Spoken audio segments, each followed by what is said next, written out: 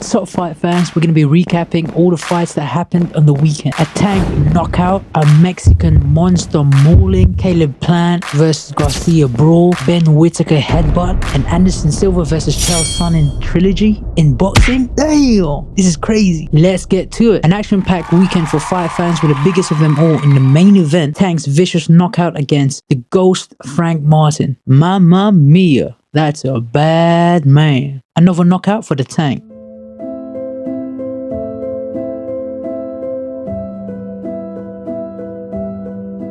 But don't get it twisted. Despite the knockout in the 8th round, Martin was giving Gervonta Davis some work, marking up Tank's face with sharp jabs and displaying great footwork all throughout the fight, ducking and weaving, evading Tank's attacks. But Tank's patience was pivotal in landing the big punch to end the night. His setups to the body and counter uppercut to lift his opponent's head paid off in round 8 when Tank finally caught the elusive Frank Martin to end the night with a straight left hand which sent the undefeated fighter laying flat on the canvas. A testament to Tank's devastating power, Martin has never tasted the canvas before. Although the fight ended in a knockout, this was still the best performance by anybody by a mile against Tank, which speaks volumes to the prowess of the lightweight king and his ring IQ, which is second to none. But the question remains, how would he fare against Shakur Stevenson? Comment down below what you think and who do you have winning that fight. And speaking of future potential fights, his former opponent and now the world's #1 Tank fan, Ryan Garcia, was in the building to show his support to Tank and potentially secure a rematch in the future. Now that's something I'd pay to watch. But do you think the rematch goes differently or does it have the same outcome? After Garcia's dominating performance against Devin Haney, what do you think will be the results of the rematch with Tank now? Things change. They change that quickly. But what do you think? But regardless of that fight, whether it's Tank or anyone else, Ryan Garcia was raring to go that night. He even came to blows with Caleb Plant, a middleweight. I don't know if it's under the influence and this is just liquor courage, but he's willing to give all the smoke to anybody, anywhere, any place. That's what I love about him. Moving on to the undercard, the Mexican monster, David Benavidez, continues his road to greatness with a victory on his light heavyweight debut over a tough opponent in Alexander Gvozdyk. A dominating performance disguised an injured Benavidez, admitting in an interview that he suffered a torn ligament on his hand and a laceration in his eye 1 month before the fight, but he pushed forward nonetheless. However, he attributed the noticeable decrease in his punch output in this fight to the injury he sustained in camp. His previous 10 fights had him landing 24 of his 63 punches per round, where he only averaged 19 out of 43 punches in this fight, a noticeable difference. But that's also why he couldn't knock out the game Gvozdyk. Maybe it's both factors of Gvozdyk being too tough and also the factor of Benavidez's hand being compromised. Maybe that's why he couldn't get the job done. But I don't think it's that his power isn't translating. I definitely see the power still there. But it's also the fact that these guys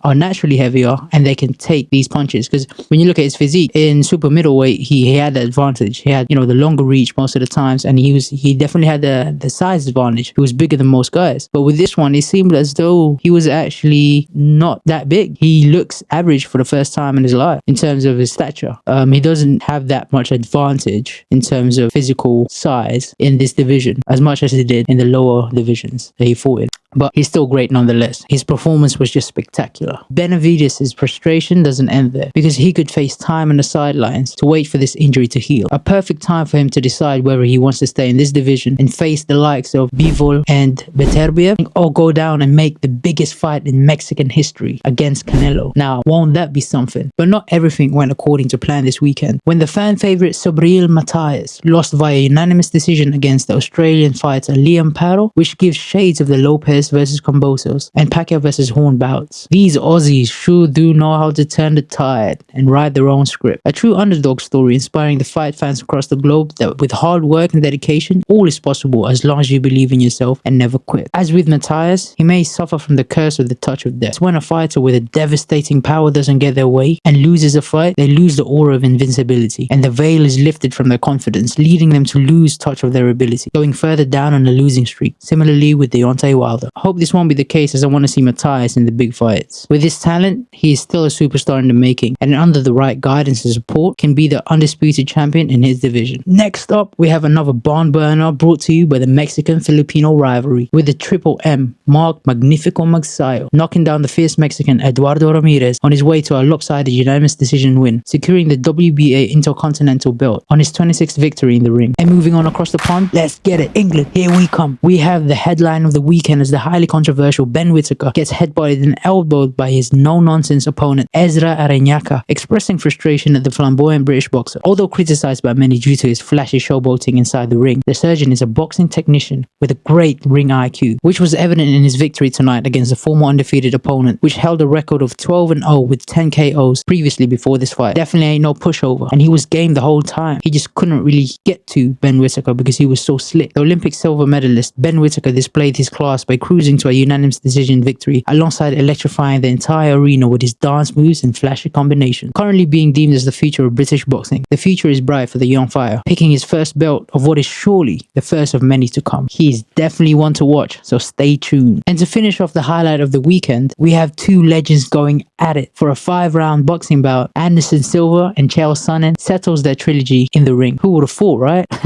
Even though neither competitor is at their physical best, it's still nice to see two legends get to do what they love and perform under the bright lights at this stage of their life. And another legend spotted in the ring this weekend is Mr. Can't Be Touched himself, Roy Jones Jr. But this time, he was rapping and dancing in the ring and coaching, as he served to be the head coach of Lightning Jr., which fought in the Crypto Fight Night card in London, an event which featured another fighting legend in Chris Cyborg, going against Rio Wild, which ended in the Brazilian legend securing a second round TKO victory. And that is a wrap. I hope you like this video, guys. Don't forget to subscribe for more fight news and content. Also, comment down below what you think of the fights and what you want me to cover in the future. Anything fight related, fitness related, we'll get into it. Send me videos and any suggestions that you have. I'll be happy to create content on them. Also, if you want to see more boxing related, fitness, and my journey in boxing, follow me on IG for more. That's it, guys. Thank you for watching. Until next time, peace.